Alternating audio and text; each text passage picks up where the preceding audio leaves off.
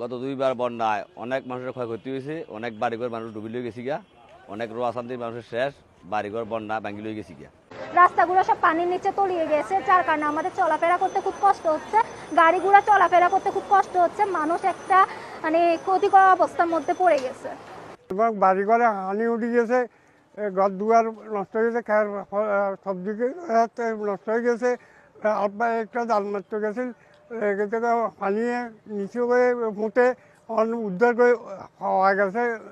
আমি খিলফাড়া থেকে আসছি, আমার এক চাচাতো বোন ওখানে ফোন করছে, ওনাদের বাড়িতে পানি বুক পরিমাণ, তো যাই দেখি সবার অবস্থা খারাপ।